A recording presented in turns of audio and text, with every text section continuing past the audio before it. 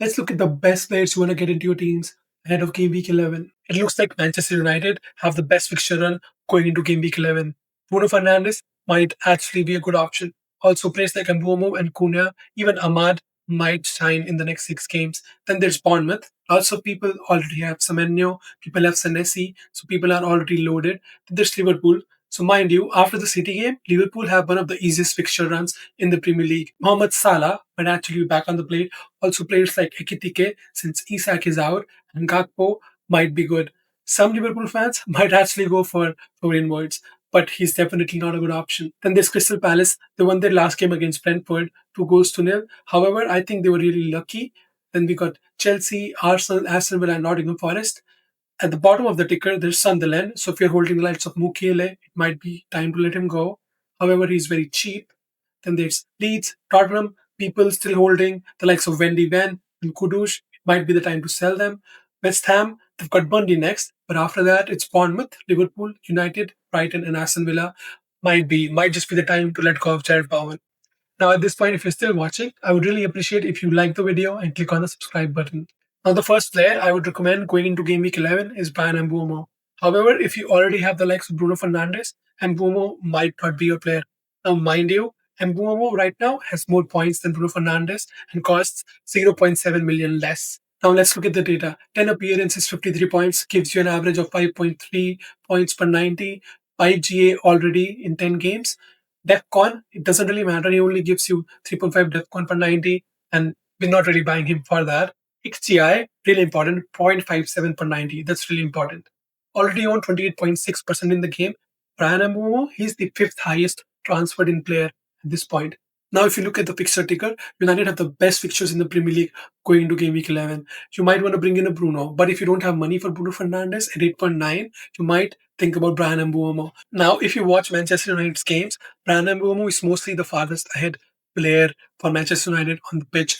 Cunha is like this ball carrier who takes the ball from midfield and tries to supply it ahead to the forward line, whereas Brian Mbeumo is usually the player who tries to get in behind the defenses, which is why he has this XGI of 0.57. Looking at the pictures next, he's got Tottenham away next. Tottenham, now you might say that they are one of the best teams, they're sixth on the table, but they're one of the worst teams at home. If you consider only home fixtures, they lie 17th on the table. So Tottenham is a decent fixture for Manchester United. United might actually come away with the win. Then they've got Everton, Crystal Palace, West Ham, Wolves, and Bournemouth. None of these fixtures are red. Now, if you're looking to make changes into midfield, maybe you're looking to get rid of Kudus, whose fixtures are now not as good. Maybe you're getting rid of Gyökeres, who is yellow flagged now, and you have extra money in your midfield. Even Saka hasn't performed really well. Gakpo seems down. However, if I had Gakpo, I wouldn't be selling him. Another point to note is that United don't have Champions League football. Amorim is able to play the same lineup every single game, which is helping him improve the results. So if you're looking for a player who's rotation proof and has decent fixtures, Mbeumo might actually be your player. Next on my list are two Brighton players, Minteh and Welbeck. Minteh has 3 assists in his last 2 games, whereas Welbeck has 4 goals in his last 3. Both of them are really cheap options.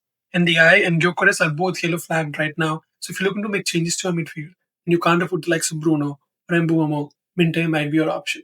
If you're looking to sell Gyökeres, Danny Welbeck might actually be your option. Looking at the data, both of them have 6 GA thus far this season. Welbeck has an XGI of 0.67, whereas Minteh has an XGI of 0.38. Both are really low owned. Minteh at only 4.4%, Danny Welbeck at 8%. So maybe if you're lagging behind in rank and you want to catch up, these might actually be your options. Me, myself, I'm actually looking to bring at least one of them in this game week. Looking at the fixtures, we've got Crystal Palace away next. That's not the best fixture. However, after that, they've got Brentford, Nottingham Forest, Aston Villa, West Ham, and Liverpool. Yes, Liverpool. I've got them in yellow because they're not defending as well as they used to. Crystal Palace, on the other side, are a really decent defense. So if you're short on funds and you're looking for differentials in an FPL team, these two might actually be your options. Next, I've got Crystal Palace players, Ismaila Sarr and Jean-Philippe Mateta. If you don't like the likes of Minteh and Welbeck, maybe you want to go for Ismaila Sarr or Jean-Philippe Mateta. Mateta is decently owned at 23.2. Ismaila Sarr still close to being a differential on only 11.6%. He has had injury issues this season, but it looks like he has put them behind. However, he's not in the best of forms. But we all remember the Ismaila Sarr from last year. Once he gets going, You cannot stop him. Only at 6.6 million. Again, if you can't afford the likes of Bruno and Mbeumo and you don't like Minta, maybe Ismail Assar is your option. Mateta, on the other hand, recently owned 7.9 million. Again, if you're looking to sell Gyökeres, maybe Mateta is your option. 6 goals, no assists thus far this season. However, I'm not fully convinced. If you look at their fixtures, they've got Brighton, Wolves, Manchester United, Burnley, Fulham, and City in the next six. Only Arsenal, Sunderland, Bournemouth, Newcastle have seemed like decent defenses in the Premier League. However, they don't face any of them. Mateta has been promoted a lot, already up to 23.2% owned. Sarr at 11.6. They're really decent options. Now they've got really decent pictures going into game week 11. However, if you want to bring one of them in, I would like you to hold your transfer till Friday. They play on Thursday on the Conference League. Make sure you wait for any injuries that might happen in Europe. If there's no injuries, Mateta or Sarr could actually be very decent options. Now, the final player on my list is Declan Rice. If you look at the top scoring midfielders in FPL this season, top seven have Palina, Rice, Gravenberg, and Caicedo. Now, among those four, my favorite is Declan Rice. He's on corners, also he takes some free kicks. The other three are not on set pieces at all. Look at the fixtures: Tottenham, Everton, Crystal Palace, West Ham, Wolves, and Bournemouth in the next six. However, Arsenal players, they're literally fixture prone. If you're still looking to triple up on Arsenal, maybe two defenders, maybe Gabriel Timber or Calafiori, and a midfielder in Rice is the way to go. Saka is not performing. Gyökeres, yes, he got a goal last week, but he's not looked the best. Also, he's yellow flag now. Maybe Rice is the way to go. See, at 6.8 million, he's actually competing with Ismaila Sarr and Minta for points, and he has more points than them. He got benched once this season, but other than that, he has played every game. 5.9 points per 90 played. Already 16. Defcon at 9.41 per 90. He probably wouldn't give you Defcon, but he might give you Defcon in an odd fixture. Also, remember, Arsenal are so good at set pieces. He's actually been taking set pieces from both sides recently. I've been promoting Rice for a few games now. I haven't got him in, and I really hate that I did not make the transfer. Again, he's another player that I might bring in this week. So these are the players I would look to bring in if I'm making transfer this week. Personally, I don't think I'll be using my transfer. I have only one free transfer. Before game week 12, we have the international break. I would like to go into the international break with at least two transfers.